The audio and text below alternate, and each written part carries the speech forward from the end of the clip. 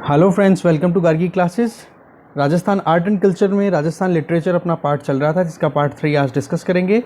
और अभी तक चैनल को आपने सब्सक्राइब नहीं किया तो सब्सक्राइब कर लो और बेल आइकन को प्रेस करो। और एक आपसे हम्बल रिक्वेस्ट है, प्लीज़ प्रमोट करो चैनल को, जिससे कि हमें भी एक मोटिवेशन मिलता रहे और ज़्यादा से ज़्यादा बढ़िया क्वालिटी के अच्छे वीडियोज़ और गुड क्वालिटी कंटेंट आपको अवेलेबल कराएं। इन इंग्लिश पर्टिकुलरली मैं बात कर रहा हूँ। ओके, तो चलिए स्टार्ट करते हैं विदाउट एनी डिले। अभी तक अपन ने बात कर ली थी दो पार्ट्स की, दो एजेस की बात कर ली थी, अर्लियर और मिडिल। ठीक है, आरंभ काल और मध्यकाल, जिसमें राजस्थानी लिटरेचर का डेवलपमेंट हुआ। आज अपन मध्यकाल को ही एक्सटेंड करेंगे और मध्यकाल जो मिडिल एज थी, उस एज में कौन से मेजर राइटर्स हुए, उन राइटर्स की क्या क्वालिटी रही और कौन कौन सी क्रिएशंस उनकी रही, वो पहले देखेंगे। फिर उसके बाद में अपन देखेंगे जो मॉडर्न पीरियड है, मॉडर्न एज लिटरेचर है राजस्थान की, उसके बारे में थोड़ा देखेंगे, आइडिया लेंगे और साथ में मेजर राइटर्स के बारे में बात करेंगे। आज के वीडियो का ये मैंने एक समरी दे दी है, तो चलिए स्टार्ट करते हैं। देखिए, बांकीदास सबसे पहले है। बांकीदास के सबसे इम्पोर्टेंट जो क्रिएशन है वो है बांकीदासरी बाता। बांकीदास जो थे वो महाराणा मान सिंह के कंटेम्प्रेरी थे, उन्हीं के कोर्ट पोइट थे। और इन्होंने जो अपनी ये बुक लिखी बांकीदासरी बाता, इस बुक में इन्होंने जिन भी राजे रजवाड़ों ने, जिन भी राजपूत रूलर्स ने अंग्रेज़ों की सबॉर्डिनेशन एक्सेप्ट की, जैसे कि अपन ने प्रीवियस वीडियोस जितने भी देखे हैं, आपने राजस्थान हिस्ट्री वाली सीरीज़ भी ज्वाइन कर रखी होगी, आई होप। नहीं कर रखी है तो आप करो, जिससे कि आप दोनों चीज़ों को कोरिलेट कर पाओगे, आर्ट एंड कल्चर को और आपके हिस्ट्री को भी। तो डायनेस्टीज़ के बारे में अपन ऑलरेडी बात कर रहे हैं वहाँ पे। तो मैंने वहाँ पे बता रखा है कि 1818 AD में जो राजे रजवाड़े थे, उन्होंने मैक्सिमम ने ईस्ट इंडिया कंपनी के साथ में सबॉर्डिनेशन एग्रीमेंट या ट्रीटी साइन कर ली थी, जो लगभग 1824 तक आते आते ऑलमोस्ट 100% ने साइन कर लिया था। तो ये जो चीज़ थी, ये कहीं ना कहीं एक शर्मसार करने वाली बात थी। इस चीज़ को जो लिटरेचर पॉइंट ऑफ व्यू से, लिटरेचर में वहाँ के जो उस टाइम पे कंटेम्प्रेरी जितने भी पोइट्स थे, जितने भी राइटर्स थे, उन्होंने कंडेम किया, उन्होंने क्रिटिसाइज़ किया। उनमें से एक थे बांकीदास, और बांकीदास ने अपनी जो बुक लिखी उसका नाम रहा बांकीदासरी बाता। उन्होंने उन सभी राजपूत रूलर्स को लताड़ा, ही रेप्रिमांडेड, ठीक है, सभी को लताड़ा जिन्होंने अंग्रेजों की सबॉर्डिनेशन को एक्सेप्ट किया थ्रू हिज पोइम्स। इनकी क्रिएशन आपको संस्कृत में मिल जाएगी, डिंगल में मिल जाएगी और ब्रज भाषा में और हिस्टोरिकल पर्सपेक्टिव के साथ में मिलती हैं।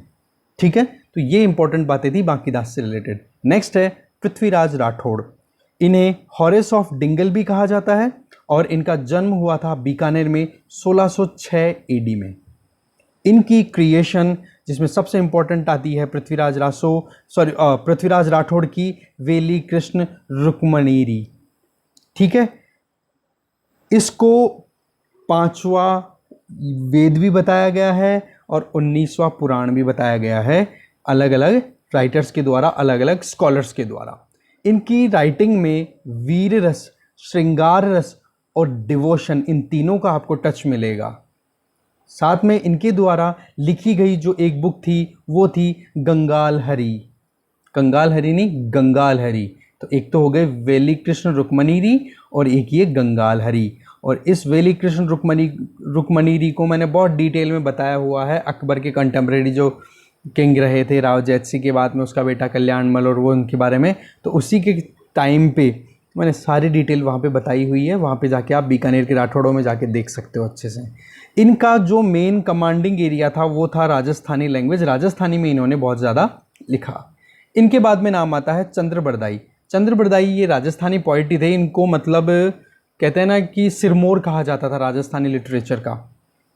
इनको आदि कवि ऑफ हिंदी भी कहा गया है। ये पृथ्वीराज चौहान के कंटेम्प्रेरी थे। इनके साथ क्या हुआ, किस किस कंडीशन में इन्होंने ये अपनी राइटिंग्स को रखा, फिर चंद्रबरदाई के बेटे जल्लड़ ने कैसे कंप्लीट किया, वो चीज़ें मैंने वहाँ पे कवर कर रखी है, जाके आप देख सकते हो। लिस्ट में जाओ और जो शाकंभरी के चौहानों की जो डायनेस्टी है, उसमें जो पहला वीडियो है, पहला या दूसरे वीडियो में आपको वहाँ पे मिल जाएगा कंटेंट।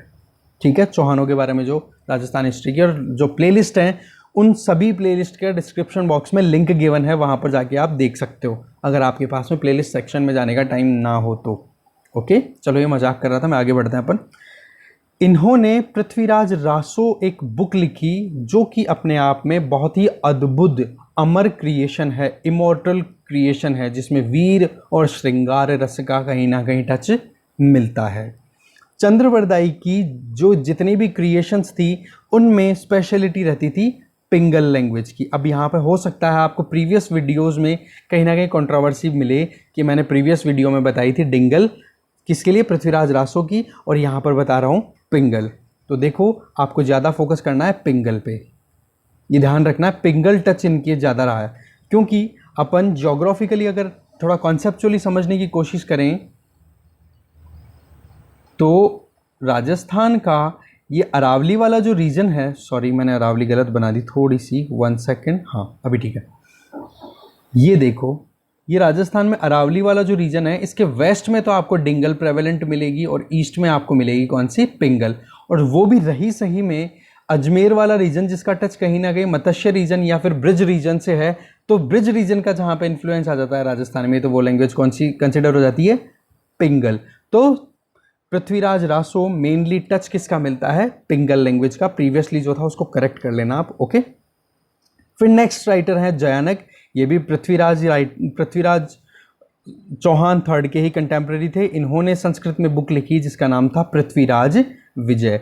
ये राजस्थान या पर्टिकुलरली अजमेर की बात करें तो उसके हिस्टोरिकल और कल्चरल पॉइंट ऑफ व्यू से ऑथेंटिक एक क्रिएशन है, जहां पर अजमेर का हिस्टोरिकल और कल्चरल डेवलपमेंट कैसे हुआ उसके बारे में पूरी डिटेल मिलती है जयानक की पृथ्वीराज विजय में।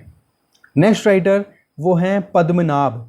ये एक नागर ब्राह्मण थे जो कि जालोर के रहने वाले थे। इन्होंने कानड़ देव प्रबंध एक फेमस बुक लिखी, ठीक है। कानड़ देव प्रबंध में इन्होंने जो कानड़ देव जालोर के रूलर थे उनके बीच में और अलाउद्दीन खिलजी के बीच में जो लड़ाई हुई थी जिसमें कानड़ देव की हार हुई थी, उस बैटल के बारे में बताया है।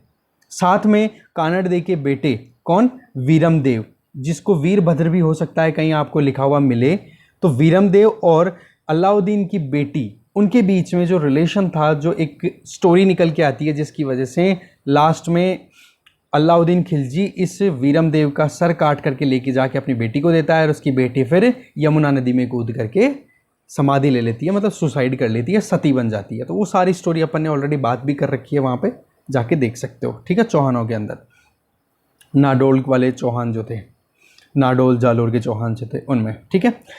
पद्मनाभ की क्रिएशंस पोइट्री वर्क ज़्यादा होती थी, जिसके अंदर आप चौपाई दोहों के अंदर देखा जा सकता है। और ये जो कानड़ देव प्रबंध है इसके 4 वॉल्यूम्स इन्होंने लिखे हैं पोइट्री फॉर्म में। नेक्स्ट है दादू दयाल। ये राजस्थानी और हिंदी के स्कॉलर थे। इनका जन्म तो गुजरात में हुआ था, पर इन्होंने अपने जो रिलीजन या अपना सेक्ट या अपनी आइडियोलॉजी को प्रमोट किया राजस्थान में, और जिसको नाम दिया गया दादू सेक्ट, ठीक है।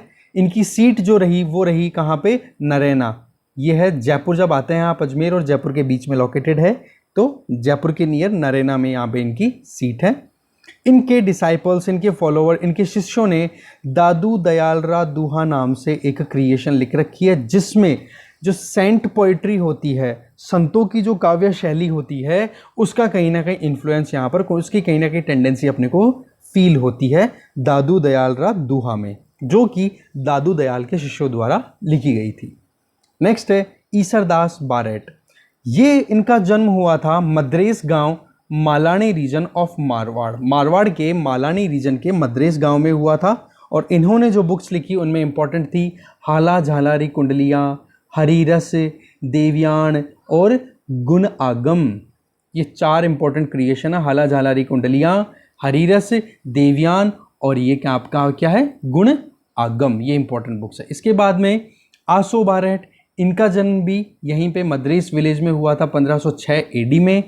ये वो एक तरीके से स्कॉलर थे जिनको राव मालदेव ने अपनी रूठी रानी को मनाने के लिए जैसलमेर भेजा था कि तुम मना करके लेके आओ, क्योंकि राव मालदेव से रूठी रानी कौन थी, राव लूणकरण की पुत्री। राव लूणकरण कौन था, वो था किंग कहाँ का, जैसलमेर का भाटी राजा। तो अपने पिता के पास में वापस जब गई थी तो इसको मनाने के लिए आसोजी बारेट को भेजा था राव मालदेव ने। पर बात हुई क्या, रूठी रानी नहीं मानी और वो चली गई कहाँ पे, अजमेर के तारागढ़ में, और उन्होंने बची हुई ज़िंदगी वहीं बिताई। आशुजी बारेट जो हैं, इनकी क्रिएशन में आप देखोगे तो इम्पोर्टेंट क्रिएशन है उमादे भटियाणीरा कवित, एक। दूसरा वाघजीरा दूहा, तीसरा गोगाजीरी पेड़ी, और चौथा रावचंद्रसेनरा रूपक। ये इंपॉर्टेंट क्रिएशंस हैं, मैंने बहुत ही रिगरस स्टडी के बाद में इनको पिक किया है, जो भी आपको चीज़ें बता रहा हूँ यहाँ पे, क्योंकि ऐसे तो बहुत लंबी लिस्ट है, पर अपने को ये भी तो देखना होता है ना कि अपने को आउटकम कहाँ पे बेटर मिल रहा है। यूँ तो बहुत सारे हिंदी की बुक्स उठा करके पढ़ लो, ठीक है, पर अपने को पढ़ना कौन सा है जहाँ पे आउटकम अपने को ज़्यादा से ज़्यादा मिलने का स्कोप हो।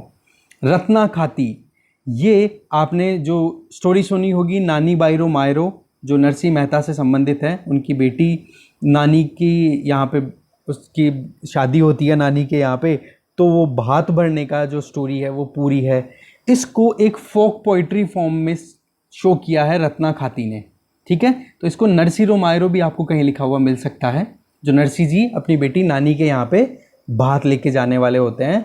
तो किस तरीके से मतलब भगवान की जो लीला होती है वो पूरी दिखाई गई है इस पूरी स्टोरी में पोइट्री फॉर्म में।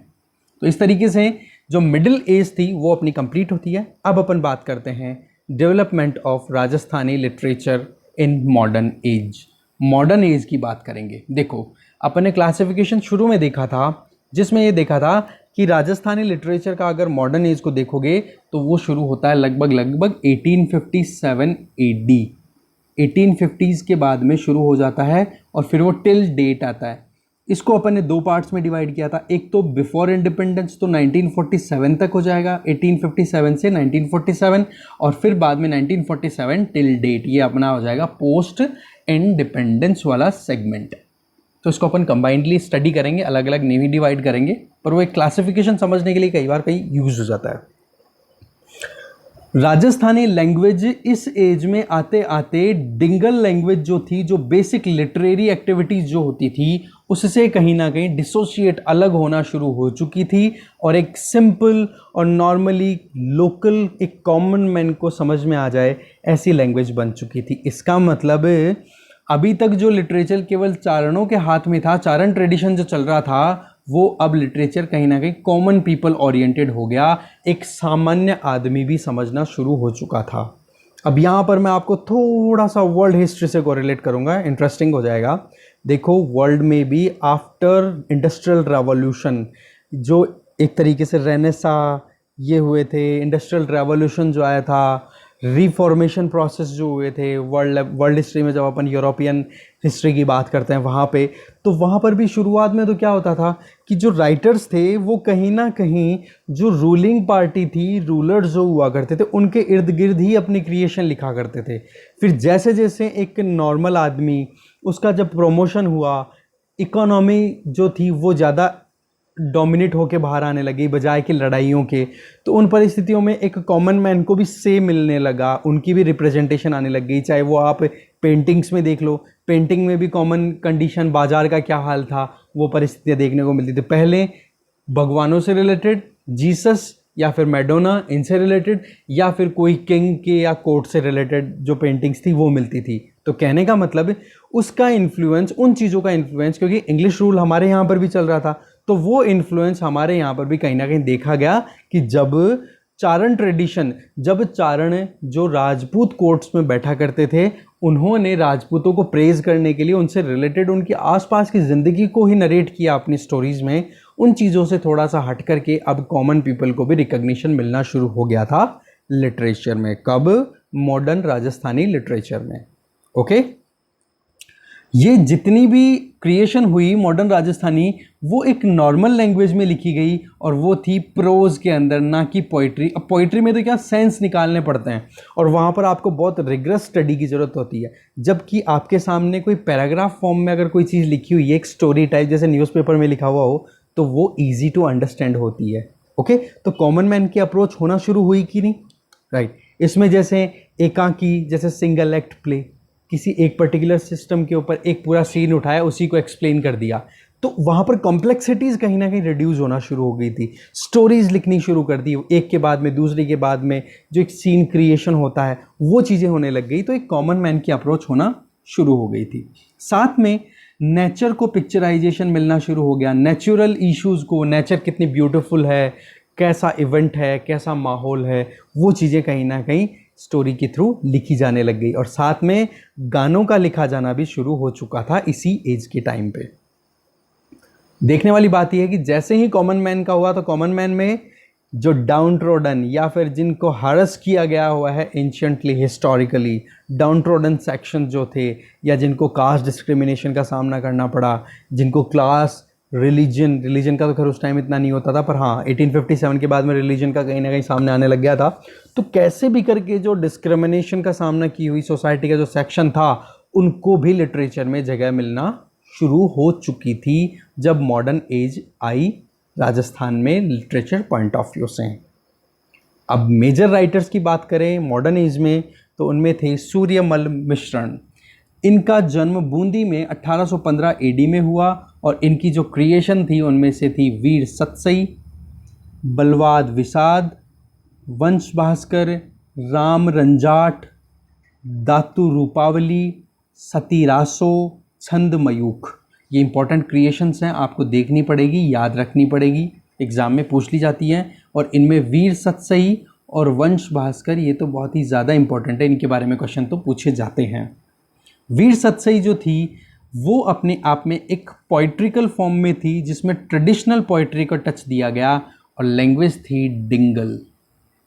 ठीक है, ऐसे ही वंश भास्कर जो थी उसमें जो बूंदी की पूरी हिस्ट्री रही, वंश का मतलब डायनेस्टी के बारे में बताया गया है और ये भी पोएटिक फॉर्म में ही है। इसमें जयपुर और बूंदी से क्या रिलेशन रहे हुए हैं वो बताए गए हैं, क्योंकि हाड़ी रानी कभी जयपुर की बेटी ब्याह करके आई कहाँ पे, बूंदी में, कभी बूंदी की बेटी ब्याह करके गई कहाँ पे, जयपुर में।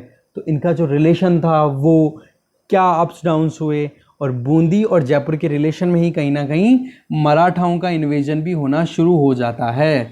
तो उस चीज़ को भी मेंशन किया हुआ है किसमें, वंश भास्कर में। तो ये चीज़ कहीं ना कहीं बहुत ही ज़्यादा इम्पोर्टेंट है, जो कि राजस्थान की डिग्निफाइड आइडेंटिटी को क्रिएट करते हैं इस अपनी क्रिएशन में सूर्यमल मिश्रण। इनके अलावा इसके अलावा एक क्रिएशन इनकी है बलवंत विलास, जो महाराजा बलवंत सिंह, कहाँ के, बूंदी के ही महाराजा बलवंत सिंह के बारे में इन्होंने लिखा है। नेक्स्ट राइटर हैं वो है मॉडर्न एज के, वो हैं विजयदान देथा। इनको साहित्य पुरस्कार मिला हुआ है। ये एक चारण पोइट थे, राजस्थानी लैंग्वेज में इनका लिखने का ट्रेंड मेनली देखा गया है। इनका जन्म बोरुंदा में हुआ था 1926 में। इनके जो रिसर्च वर्क थे वो मेनली किस पे थे, लोकगीतों पे, लोक कथाओं पे। फोक सॉन्ग्स और folklores of Rajasthan was the main focus of Vijaydan Detha and his research. ठीक है, इनकी एक बुक जिसका नाम है बातारी फुलवारी, ये बुक बहुत बार एग्ज़ाम में पूछी जाती है। ये एक राजस्थानी फोक स्टोरीज़ का एक कंपाइलेशन है जिसमें डिटेल्ड फोक स्टोरीज़ के बारे में सारा नॉलेज, सारा ज्ञान मिल सकता है अगर अपन पढ़े तो। इसके अलावा अलेखू हिटलर और रुख और टिडोराओ, ये अलग से 3 बुक्स इनकी और हैं जो आप याद रखना, अलेखू हिटलर, रुख और टिडोराओ। इसके अलावा बातारी फुलवारी, ये किसने लिखी, विजयदान देथा ने। ऐसे ही मणि मधुकर, ये राजस्थानी और हिंदी के अच्छे स्कॉलर थे। इन्होंने एक नॉवल लिखा जिसका नाम था भरत मुनि के बाद। इसके लिए इनको प्रेमचंद अवार्ड मिलता है 1976 में। ठीक है, भरत मुनि के बाद किसने लिखी है, मणि मधुकर ने। इसके अलावा इन्होंने एक काव्य ग्रंथ भी लिखा, पोइट्री भी लिखी, पग फेरो। इसके लिए इनको साहित्य अकेडमी अवार्ड भी दिया गया। इसके अलावा इनकी क्रिएशन सुधी सपनों के तीर, ये भी एक इनकी क्रिएशन है। तो ये तीनों आप याद रखना, एक तो पग फेरो, सुधी सपनों के तीर और भरत मुनि के बाद। फिर नेक्स्ट है श्यामल दास। इनको कविराज की उपाधि भी दी गई, ये मेवाड़ के थे। ठीक है, इन्होंने जो क्रिएशन लिखी वो थी वीर विनोद राजस्थानी लैंग्वेज में। ये अपने आप में बहुत ही क्लियर और एक ऑथेंटिक डिस्क्रिप्शन है जिसमें आपको राजस्थानी हिस्ट्री और कल्चर के बारे में पूरी डिटेल मिल जाएगी। तो वीर विनोद बाई श्यामल दास, इनको क्या बोला जाता है, कविराज। राजस्थानी लैंग्वेज में लिखी हुई है और इसकी खासियत क्या है, राजस्थानी हिस्ट्री और कल्चर के बारे में एक ऑथेंटिक और क्लियर डिस्क्रिप्शन अपने को इस बुक में मिलता है। नेक्स्ट राइटर, नेक्स्ट स्कॉलर वो है केसरी सिंह बारेट। ये रेवोल्यूशनरी एक्टिविटीज़ में बहुत एक्टिवेटेड रहते थे। अंग्रेज़ों के शासन के ख़िलाफ़ इन्होंने बहुत कुछ लिखा है और इसका एक इंसिडेंट अभी अपन देखेंगे क्या था। इनका जन्म कोलियाई विलेज ऑफ मेवाड़, मेवाड़ के कोलियाई गांव में हुआ था। ये स्वामी दयानंद सरस्वती के डिसाइपल थे, उनको फॉलो किया करते थे। ओके, इन्होंने एक बुक लिखी चेतावनीरा चुंगटिया, बहुत इंपॉर्टेंट बुक है। इस बुक में एक तरीके से चेतावनी दी थी उस टाइम के जो किंग थे मेवाड़ के, फतेह सिंह को, कि भाई तुम्हारे राजे महाराजाओं ने तो क्या क्या एक्टिविटीज़ अपने प्राइड को बचाने के लिए की थी। महाराणा प्रताप जिन्होंने अकबर की जो गुलामी थी वो नहीं सहन की, राणा सांगा जिन्होंने लड़ाई की थी बाबर के ख़िलाफ़, वो सारी चीज़ें इस बुक में लिख करके और फतेह सिंह को एक तरीके से अलर्ट किया कि भाई ये चेतावनी है कि तुम क्या करने जा रहे हो। क्योंकि उस टाइम पे फतेह सिंह ब्रिटिशर्स का जो कोर्ट था, ब्रिटिश कोर्ट लगा था, दरबार लगा था दिल्ली में, उसको अटेंड करने के लिए जा रहे थे और फिर वहाँ पर जाने से रोकने के लिए केसरी सिंह बारेट ने ये अपनी क्रिएशन फतेह सिंह तक पहुँचाई और उनको जाने से रोका। ठीक है, इसके अलावा केसरी सिंह बारेट ने प्रताप चरित्र, दुर्गा चरित्र और रूठी रानी नाम से भी अलग क्रिएशंस और लिखी। ये नाम अपने को ध्यान रखने हैं। केसरी सिंह बारेट जो थे वो प्रताप सिंह बारेट के पिता थे, जो कि एक रेवोल्यूशनरी थे। केसरी सिंह बारेट जी जो थे उनके क्रिएशन में भी कहीं ना कहीं क्रांति की झलक दिखती थी, तो इनके बेटे जो थे प्रताप सिंह बारेट वो भी क्रांतिकारी थे। साथ में इनके जो भाई थे उनका नाम था बख्तावर सिंह बारेट। तो कहने का मतलब ये बारेट, ये फैमिली जो थी मेवाड़ से बारेट फैमिली, इनका कहीं ना कहीं रेवोल्यूशनरी एक्टिविटीज़ में बहुत ज़्यादा इन्वॉल्वमेंट रहा। और इनके बारे में अपन जब यहाँ तो चलो लिटरेचर पॉइंट ऑफ व्यू से देख रहे हैं, इनका जब फ्रीडम स्ट्रगल में जो राजस्थानियों का एक कंट्रीब्यूशन रहा है उसमें भी इनके बारे में अपन फिर से पढ़ेंगे। नेक्स्ट राइटर हैं कन्हैयालाल सेठिया। ये राजस्थानी और हिंदी के मॉडर्न पोइट हैं। इनका जन्म 1919 में हुआ। कहाँ पर? सुजानगढ़ चूरू में। एक व्यापार करने वाली फैमिली, ट्रेडर फैमिली में इनका जन्म हुआ था। इनकी फेमस क्रिएशंस की अगर बात करें तो जैसे लीलटांस, अगोरीकाल, कुक्कू, मिंजर, पाथल और पीथल। पाथल और पीथल के बारे में मैंने ऑलरेडी बताया था। महाराणा प्रताप पाथल और पीथल कौन था? पृथ्वीराज राठौड़, बीकानेर वाला, जिसके बारे में अपन ने बात की। कौन? वेली कृष्ण रुक्मणीरी लिखने वाले, उनके बीच में वार्तालाप। ठीक है, अकबर के टाइम की बात है ये सारी, समझ गए। तो लीलटांस के लिए इनको साहित्य अकेडमी अवार्ड मिला था 1976 में। और इनके जो आदर्श थे, जो आइडियल थे, वो थे जैन भगवान, जो 24th तीर्थंकर थे भगवान महावीर और महात्मा गांधी, इनके आइडियल थे। ये इनको फॉलो करते थे अपनी आइडियोलॉजी बेसिस अगर देखें तो। नेक्स्ट राइटर गणेशी लाल व्यास, जिनको उस्ताद भी बोला जाता था। इनका जन्म हुआ जोधपुर में 1904 में। इन्होंने अपनी राइटिंग्स में फार्मर्स पे होने वाली जो भी शोषण की क्रियाएं होती थी, एक्सप्लॉइटेशन ऑफ द फार्मर्स, वो इन्होंने अपनी क्रिएशन में मेंशन की। ये एक फिलॉसफर भी थे, तो ये ज़्यादा अच्छे से समझ पा रहे थे कि जो किसानों के ऊपर कितना गलत और कितने बुरे तरीके से अत्याचार किया जा रहा है। इन्होंने खुद ने भी अपनी ज़िंदगी में एक लेबर की ज़िंदगी जी थी, एक मिल में एक लेबर की तरह इन्होंने काम किया था। तो ये एक्सप्लॉइटेशन को बहुत ही अच्छे से समझ पा रहे थे, इसलिए इन्होंने अपने क्रिएशन में फार्मर्स पे होने वाली एक्सप्लॉइटेशन को भी मेंशन किया। इनके अलावा नेक्स्ट जो है वो है सीताराम ललास। इनको पद्मश्री अवार्ड में मिला था।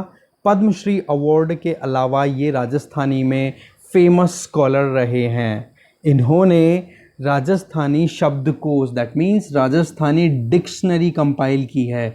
तो सीताराम ललास का नाम इस चीज़ के लिए बहुत बार आता रहता है, कई बार पूछ लिया जाता है एग्ज़ाम में। नेक्स्ट राइटर हैं वो है रामकरण आसोपा। इनका जन्म हुआ बाडलू विलेज, कहाँ पे? जोधपुर के बाडलू विलेज में हुआ था।